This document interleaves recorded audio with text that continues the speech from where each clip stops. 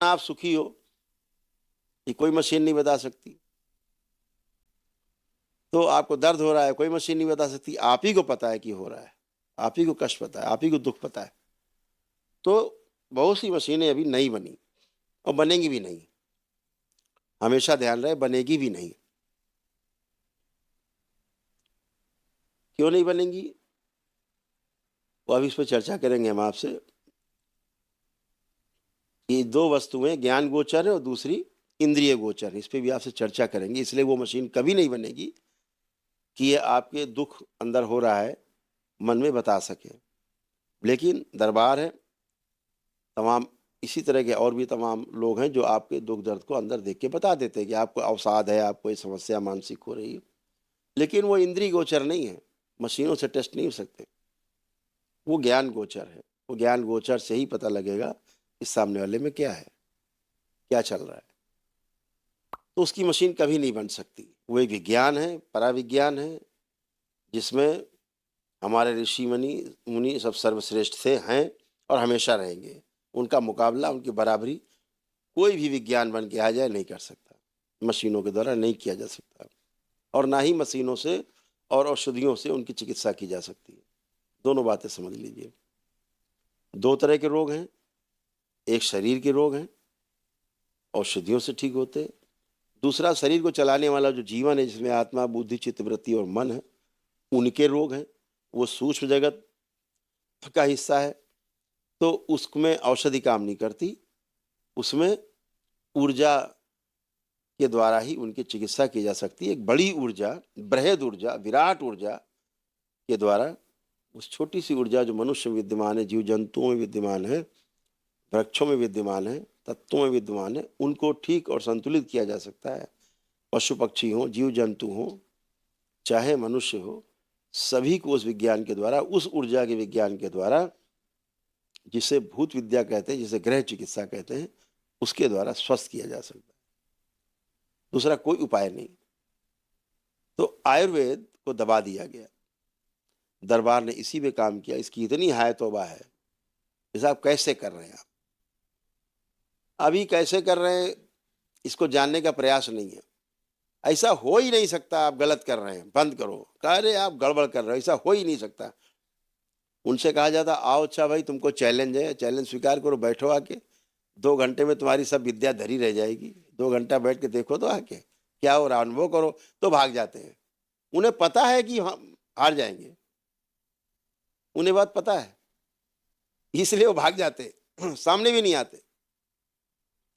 दरबार इनको खुलेआम चैलेंज देता है। कितनी बार इनको चैलेंज कर चुका है, लेकिन बेशर्मी की याद है। उन्हें पता है एक बार ऑन पेपर हम आ गए तो फंस जाएंगे, क्योंकि दरबार तो दिखा देगा होता हुआ। क्योंकि सारे कम से कम 30,000 से ज्यादा वीडियो दरबार के चैनल के साथ साथ हजारों चैनलों पड़े हुए हैं। स्वस्थ होने की स्वीकारोक्ति है लोगों की, असाध्य रोग तक स्वस्थ हो, उनसे मुक्ति मिल रही है। तो उन्हें पता है कि फंस जाएंगे वो अपने कुचक्र में, एक नई बहस चल निकलेगी। तो भागते हैं, हाँ हाँ करते हैं, भाग जाते हैं, आते नहीं। दरबार कहता है भैया आ जाओ, कुछ रुपया जीत लो, हरा दो दरबार को। तो भाग जाते हैं, नहीं नहीं साहब वो कुछ नहीं, ऐसा नहीं होता। विदेश में, विदेश के लोग भी आते हैं, संपर्क में रहते हैं, वो कहते हैं, वो ये नहीं कहते कि नहीं हो सकता, वो कह रहे हैं कैसे होता है हम समझना चाहते हैं। वो समझने को तैयार नहीं कैसे हो रहा है। भारत में क्या कह रहे हैं, नहीं नहीं हो ही नहीं सकता। अपने ही ऋषि मुनियों के विज्ञान को नकार रहे हैं, गालियां दे रहे हैं। और दूसरे देश के लोग हमारे ऋषि मुनियों के विज्ञान को हाथों हाथ लेने को तैयार है। हमारे पास बहुत ऑफर है कि आप आओ हमारे देश में ही बस जाओ। दरबार को सब सुविधा देगी भारत, वहां की सरकार, आप यहाँ करिए। दरबार उसको स्वीकार नहीं करता कि हमारे देश की विद्या है, हमारे भारत की विद्या है, हमारे ऋषि मुनियों का विज्ञान है, तो हमारे देश का ही नाम इसमें आगे हो, उनका ही गौरव आगे रहे। हमारे ऋषि मुनियों का जो गौरव है वो सर्वोच्च रूप से सबसे आगे रहे, उनको ही सम्मान मिले।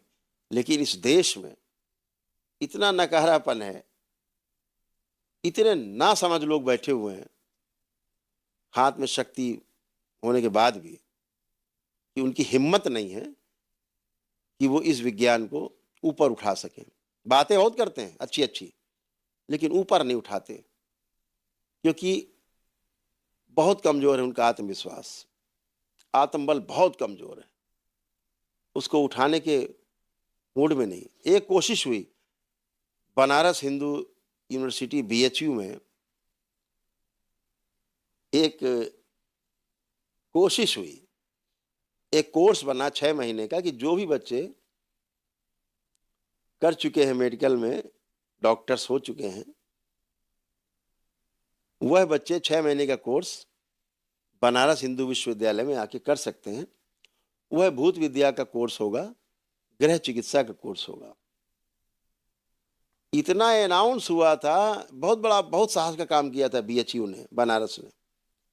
पूरे देश में बहस छिड़ गई, अरे साहब वो तो भूत प्रेत आ गए, ओ भूत प्रेत पे बात कर रहे हैं। अरे भाई, जिनको समस्या भूत प्रेत की उनसे पूछो कैसे मर रहे हैं वो। तुम्हें खेल लग रहा है उनके प्राण जा रहे हैं, तुम भूत भूत व्यक्ति समझ रहे हो। दरबार कह रहा है भूत प्रेत कोई व्यक्ति नहीं, शक्ति है, एनर्जी है, एक गंदी एनर्जी है जिसको साफ सुथरा किया जा सके, नकारात्मकता को, और सकारात्मक किया जा सके, तो रोग खत्म। उस पे नहीं, बस हम बहुत पढ़े लिखे हैं ये सिद्ध करने के लिए हम मानेंगे ही नहीं। अगर हम मान लेंगे तो अनपढ़ कहलाएंगे कि भूत प्रेत और ये वो सब हो रहा है। वहां बात हो रही है भूतकाल की स्मृतियों की, भूतकाल में किए गए कर्मों की। छोटा सा नाम दे दिया, भूत विद्या। भूतकाल में किए गए कर्मों के भोग के रूप में जो रोग बनते हैं, उन्हें उनकी जड़ जड़ कैसे काटी जाए, तो उसको भूत विद्या नाम दिया गया। उसको भूत प्रेत से जोड़ देते हैं। तो बहुत चीजें मैं बोलता नहीं हूं, मानता नहीं हूं, तो इसका मतलब ये नहीं कि होती नहीं है, लेकिन समाज में अंधविश्वास को बढ़ावा नहीं देना चाहते, चमत्कार और रहस्य का वातावरण नहीं बनाना चाहते, इसलिए हम उन चीजों को प्रेफरेंस नहीं देते, उनको हम प्राथमिकता नहीं देते, उनको हम सिरे से खारिज करते हैं और उनको मानसिक रोग का नाम देते हैं कि ये पुरानी हमारी स्मृतियां हैं। उन स्मृतियों के भंवर जाल में, उस जंजाल में जब आदमी फंस जाता है भूतकाल के उसमें, तो उसे भूत भूत चिल्लाने लगता है आदमी, और वैसे दिखाई सुनाई देने लगता है कि इल्यूजन होता है बड़ा, एक बड़ा भ्रम पैदा हो जाता है मस्तिष्क का। हमने क्यों, दरबार कहता है आपकी नकारात्मकता से, नकारात्मक सोच से आपके मस्तिष्क में सूजन उत्पन्न होती है। उस मस्तिष्क में उत्पन्न हुई सूजन के कारण आपके खून और ऑक्सीजन की जो सप्लाई है वो आपके